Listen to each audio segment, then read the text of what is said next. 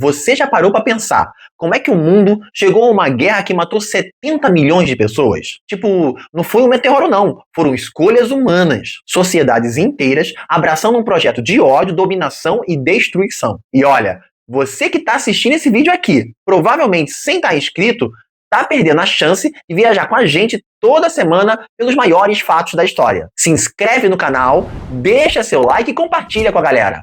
Ajuda a gente a crescer e a continuar trazendo conteúdo histórico com crítica e sem enrolação.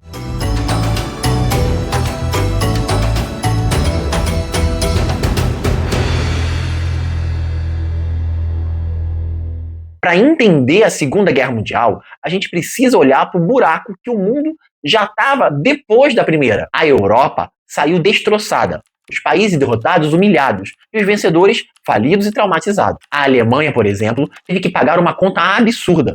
Perdeu territórios, foi proibida de ter um exército decente e o resultado, raiva, miséria e desejo de vingança. E aí vem a crise de 1929, a crise econômica mundial. A bolsa quebra nos Estados Unidos e o mundo inteiro entra em colapso. Emprego? Acabou.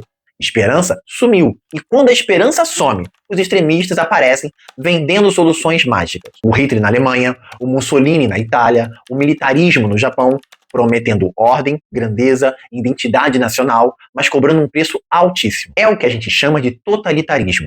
É um tipo de governo que controla tudo, sua vida, sua mente, seus medos, e foi assim que esses três se juntaram. Em 1936, a Alemanha e a Itália fecham a aliança, o chamado Eixo Roma-Berlim.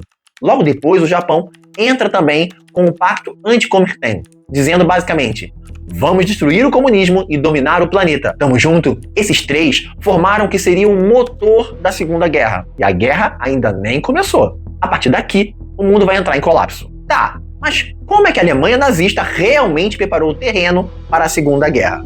Porque a guerra não começa com um estrondo do nada. Ela vai se formando como uma tempestade no horizonte e o mundo inteiro vai fingindo que não está vendo. Logo que o Hitler assume o poder em 1933, ele começa um plano de rearmamento escondido, proibido pelo Tratado de Versalhes. Tipo, ele fala que está fazendo tratores, mas são tanques. A Alemanha volta a fabricar armas, treinar soldados, montar indústria bélica, tudo na surdina. E mais, ele tira a Alemanha da Liga das Nações. Ou seja, valeu aí comunidade internacional, tô fora, me deixa fazer o que eu quiser. Em 1936, o Hitler manda tropas para a Renânia, que pelo tratado era zona desmilitarizada. Era tipo ele invadindo um território que a Alemanha tinha prometido não pisar. E ninguém faz nada. Ninguém. Se a França ou o Reino Unido tivessem reagido aqui, talvez a guerra tinha sido evitada. Mas eles estavam mais preocupados com seus próprios problemas. O Hitler, ele entendeu a mensagem. Pode avançar que ninguém vai te parar. No mesmo ano, ele se junta ao Mussolini. E em 1937, o Japão entra no bonde. Tá formado o famigerado eixo. Em 1938, Hitler anexa a Áustria. Isso mesmo, ele incorpora o país inteiro sem dar um tiro. Chamou de Anschluss. Muitos austríacos aplaudiram. E as potências ocidentais, de novo, nada. E aí vem a crise dos Sudetos. Hitler, que é um pedaço da Tchecoslováquia que possuía população alemã. A resposta do Reino Unido e da França: tá bom, toma essa parte. Mas só essa parte, hein? Promete? Hitler ele prometeu parar. Mas em março de 1939, ele toma a Tchecoslováquia inteira. Não era mais território alemão, era expansão mesmo. E mesmo assim, nada. Aí vem a cereja do bolo, o Pacto Germano-Soviético, também conhecido como Ribbentrop-Molotov. Parece um palavrão, né, galera? O Hitler e o Stalin apertam as mãos. Apesar de serem rivais ideológicos, eles fazem um pacto de não agressão. Esse pacto ele tinha uma cláusula secreta: dividir a Polônia no meio. A essa altura, o mundo estava jogando roleta russa com um maníaco armado. E aí, a bala veio. Tanques cruzam a fronteira. Aviões bombardeiam. É o início da Blitzkrieg, a Guerra Relâmpago. A Polônia é esmagada. 2 dias depois, a França e o Reino Unido declaram guerra à Alemanha. A Segunda Guerra Mundial começou. Mas os verdadeiros horrores ainda nem começaram. Beleza, a guerra começou com a invasão da Polônia em 1939. França e Reino Unido reagem, declaram guerra à Alemanha. Mas nos meses seguintes, quase nada aconteceu entre os exércitos. É o que os historiadores chamam de guerra de mentira. Um silêncio estranho no fronte ocidental. Mas isso muda em 1940. O Hitler ele avança com tudo. Dinamarca e Noruega caem em abril. Em maio, começa a ofensiva contra o Oeste. Holanda, Bélgica, Luxemburgo e depois a França. É a Blitzkrieg em ação. A França tinha investido pesado numa linha de defesa chamada Linha Maginot, uma sequência de fortificações pesadas na fronteira contra a Alemanha. Parecia impenetrável. Mas o Hitler faz o que ninguém esperava. Ele contorna tudo passando pela Bélgica e pelas florestas das Ardenas, que os generais franceses consideravam intransitável para tanques. Ou seja, a linha de defesa francesa virou uma decoração cara. Em 6 semanas, a França se rende. Paris é ocupada. O norte do país vira zona militar nazista. E o sul se instala o chamado governo de Vichy, que não apenas aceita a ocupação, mas colabora com o regime nazista, inclusive deportando judeus franceses. Com a queda da França, só resta o Reino Unido na resistência. E é aí que começa a Batalha da Inglaterra, uma sequência de bombardeios aéreos pesadíssimos sobre cidades britânicas, como Londres, Coventry, Liverpool. Os britânicos resistem. Churchill lidera o povo com coragem. É dele aquela frase marcante: nunca tantos deveram tanto a tão poucos, se referindo aos pilotos da Força Aérea Britânica. Enquanto isso, o Mussolini resolve entrar na guerra com promessas de um novo Império Romano. Só que as tropas italianas não têm nem capacidade nem moral para isso. No norte da África, apanham dos britânicos no Egito.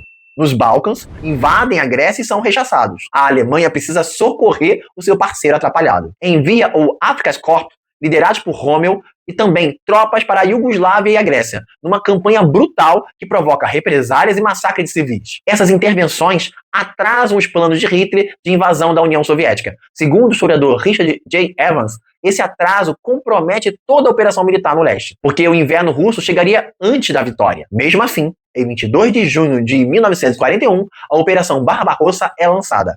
É a maior ofensiva militar terrestre da história. 3 frentes.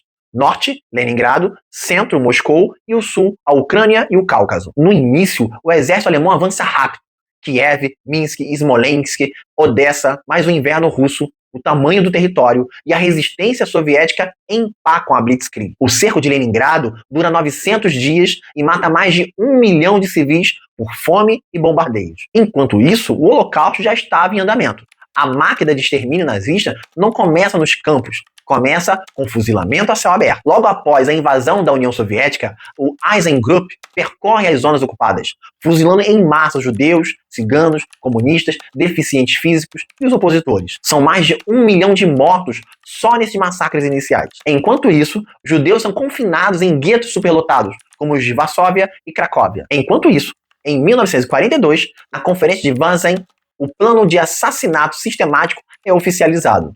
É a solução final, a decisão de exterminar todos os judeus da Europa. Começa o funcionamento em larga escala de campos de extermínio, como o de Auschwitz. Trens abarrotados de deportados chegam diariamente. Há uma seleção, trabalho forçado, experimentos médicos, câmaras de gás e cremação. Como diz o historiador Saul Friedlander, o Holocausto foi o núcleo ideológico do regime nazista, não o desdobramento da guerra. E não podemos esquecer o Japão, aliado da Alemanha, que também comete crimes de guerra sistemáticos. No massacre de Nanquim de 1937, mais de 300 mil civis são assassinados.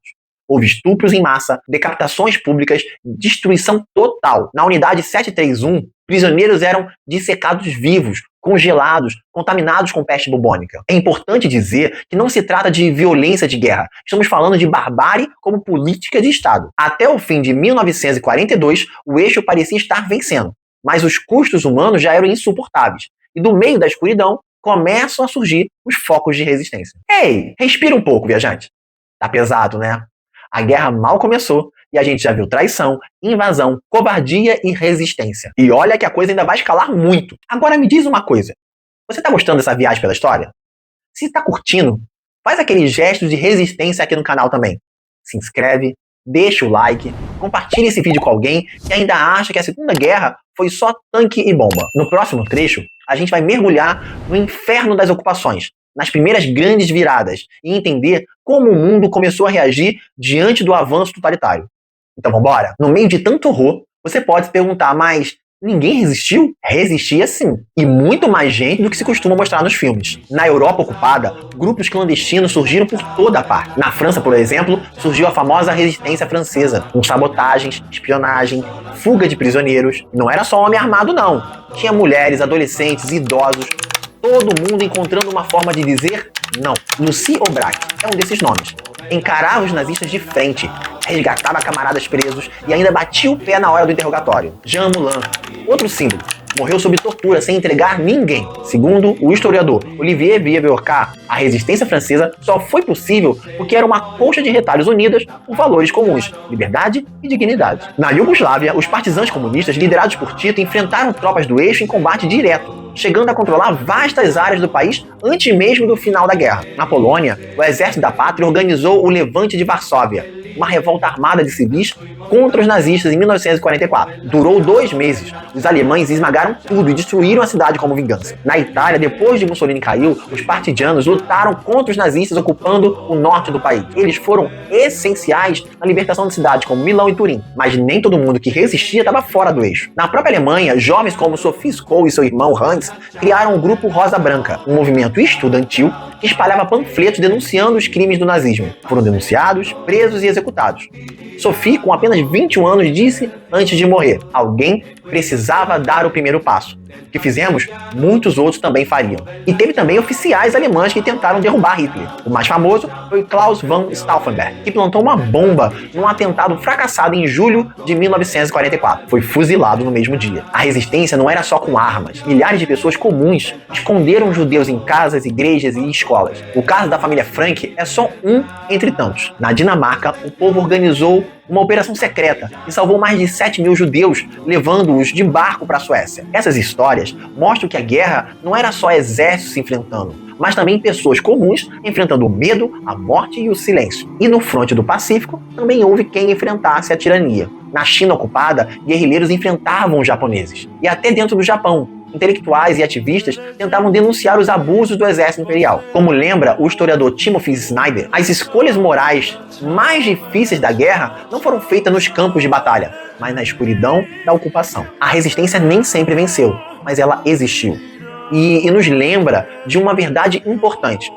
Mesmo na pior das trevas, ainda tem gente que escolhe acender uma luz. Com a Europa ocupada, a União Soviética em chamas e os nazistas consolidando seu domínio, parecia que o mundo estava desabando. Mas enquanto Hitler avançava pelo leste, do outro lado do planeta, o Japão também estava jogando pesado. Desde os anos 30, o Império Japonês vinha se expandindo sobre a Manchúria, a China, a Indochina Francesa, com o plano de construir uma zona de influência chamada Esfera de Coprosperidade da Ásia Oriental. Basicamente, um eufemismo para colonização japonesa disfarçada de libertação. Só que esse avanço começou a incomodar os Estados Unidos, que tinham interesses econômicos e militares na região. Os Estados Unidos impuseram sanções, cortaram o fornecimento de petróleo e exigiram a retirada japonesa da China. Para a liderança militar japonesa, isso era o mesmo que uma provocação. Eles sabiam que sem petróleo, a máquina de guerra ia parar. Em vez de recuar, eles resolvem atacar antes. No dia 7 de dezembro de 1941, a base naval americana de Pearl Harbor, no Havaí, é bombardeada de surpresa. 2.400 mortos, dezenas de navios destruídos. Foi um choque nacional. No dia seguinte, o presidente Franklin Delano Roosevelt declara guerra ao Japão. Pouco depois, a Alemanha e a Itália, aliadas do Japão, declaram guerra aos Estados Unidos. Agora não tem volta. A guerra é mundial de verdade. Eixo de um lado, Estados Unidos, Reino Unido e União Soviética do outro. Os Estados Unidos viram uma máquina industrial de guerra. Fábricas 24 horas por dia. Mulheres ocupando os postos, propaganda para todos os lados. É o famoso lema de Rosier: nós conseguimos. E aqui no Brasil, a coisa muda de figura quando navios brasileiros são torpedeados por submarinos alemães na costa do Atlântico. A pressão popular cresce. O governo Vargas, que tentava se equilibrar entre a neutralidade e a simpatia pelo eixo, declara guerra à Alemanha e à Itália em 1942. Em 1944, é criada a Força Expedicionária Brasileira, a FEB, com cerca de 25 mil soldados enviados para lutar na Itália ao lado dos aliados. Foi a primeira vez que tropas brasileiras lutaram fora da América do Sul, e a atuação deles foi decisiva em batalhas como Monte Castelo e Fornovo de Taro. Na União Soviética, a virada começa na marra. Após o avanço brutal da Operação Barbarossa, os soviéticos reorganizaram suas defesas, transportaram fábricas para o leste, mobilizaram civis e resistem com tudo. A Batalha de Stalingrado, de 1942 a 1943, é o divisor de águas. Foi brutal. 2 milhões de mortos. Combates dentro de escombros, trincheiras improvisadas, civis armados lutando junto com o Exército Vermelho. Em janeiro de 1943, o general Paulus se rende, apesar do Hitler ter mandado que ele lutasse até a morte. Depois disso, os soviéticos não param mais. Reconquistam Kiev, Minsk, Varsóvia e rumo em direção a Berlim. Ao mesmo tempo, os britânicos vencem Rommel em El Alamein e com os americanos expulsam os nazistas do norte da África. Depois, sobem pela Itália, onde Mussolini é capturado e deposto. E depois, resgatado por tropas alemãs no último fôlego. E em 6 de junho de 1944, aconteceu o dia D. 150 mil soldados desembarcam nas praias da Normandia para libertar a França. Paris é libertado em agosto. Os nazistas recuam cada vez mais. De um lado, o Exército Vermelho vem pelo leste. Do outro, aliados anglo-americanos sobem pelo oeste. A Alemanha nazista está sendo cercada. Enquanto isso, no Pacífico, os Estados Unidos vão retomando, ilha por ilha. Midway, Guadalcanal, Saipan, Iwo Jima, cada vitória é mais difícil. A resistência japonesa é suicida. A guerra tá virando, mas ainda tem muita dor pela frente. O que vem agora é o fim e o começo de uma nova era de medo. Lá em 44, a guerra já dava sinais de esgotamento. Mas não se iluda, viajante. O pior ainda não tinha sido revelado. Enquanto os exércitos aliados avançavam, a Europa começava a expor as feridas mais profundas do século XX. Pelo leste, o Exército Vermelho vinha com tudo, recuperando territórios ocupados pela Alemanha e empurrando os nazistas de volta para o seu próprio quintal. Pelo oeste, tropas americanas, britânicas, francesas livres e forças expedicionárias de todos os países aliados vinham atravessando a França, vencendo os últimos focos de resistência do eixo. E foi nessa marcha final que os soldados aliados começaram a libertar os campos de concentração. As imagens não dá nem para descrever. Corpos amontoados, prisioneiros desnutridos, crematórios ainda quentes. Ali, o mundo teve que encarar o Holocausto de frente. Como escreveu o Primo Levi, sobrevivente de Auschwitz, a vergonha de ser humano era quase insuportável. Foram 6 milhões de judeus assassinados, mas também ciganos, homossexuais, pessoas com deficiência, comunistas, dissidentes religiosos. Tudo isso sistematicamente planejado, documentado e executado. Em abril de 1945, começa a Batalha de Berlim. O Exército Vermelho invade a cidade. E nos subterrâneos de um bunker, Hitler se suicida. Em 8 de maio de 1945, a Alemanha se rende. A guerra na Europa termina. Antes mesmo dessa rendição, em fevereiro de 1945, os líderes aliados se reuniram na Conferência de Yalta. Churchill, Roosevelt e Stalin traçam os primeiros planos para o mundo pós-guerra. Divisão da Alemanha em zonas de ocupação, criação da ONU, reorganização da Europa. Mas já dava para perceber que aquele trio não ia durar muito unido. Em julho de 45, a Conferência de Potsdam confirma esses acordos. Mas agora quem está lá é o Truman, no lugar do Roosevelt. E o clima já é outro. Os Estados Unidos já tinham testado a bomba atômica no deserto do Novo México. E a tensão com a União Soviética começava a crescer. O trio parecia unido, mas em breve estariam em lados opostos na Guerra Fria. Mas ainda tinha um inimigo em pé, o Japão. A luta nas ilhas do Pacífico era sangrenta e desesperadora. Batalhas como Iwo Jima e Okinawa custaram milhares de vidas. E ficou claro que invadir o Japão custaria ainda mais. Foi aí que entrou em cena o que estava sendo desenvolvido em segredo desde 1939, o Projeto Manhattan. Com medo de que Hitler criasse a bomba atômica primeiro, os Estados Unidos reuniram um time de cientistas, muitos refugiados do próprio nazismo. O físico Einstein também alertou Roosevelt com uma carta famosa. O comando do projeto ficou com o general Leslie Groove e com o cientista Oppenheimer. Julho de 1945. A primeira bomba é testada. Funcionou. Oppenheimer, vendo aquela luz, citou um texto sagrado hindu. Agora eu me tornei a morte, o destruidor de mundos. 6 de agosto, Hiroshima. 9 de agosto, Nagasaki.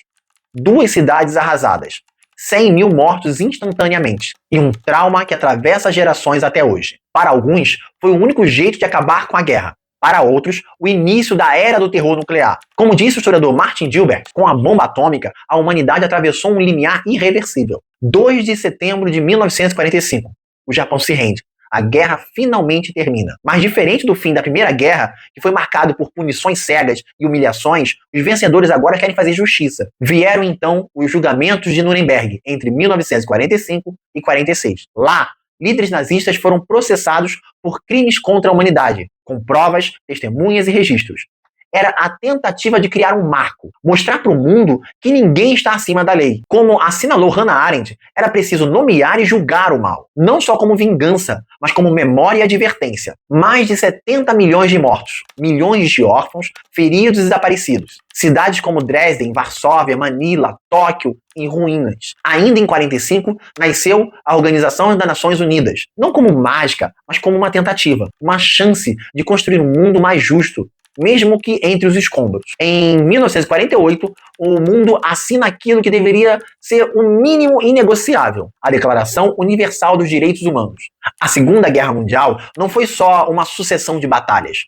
Foi uma ferida aberta, um espelho sombrio da nossa capacidade de destruição.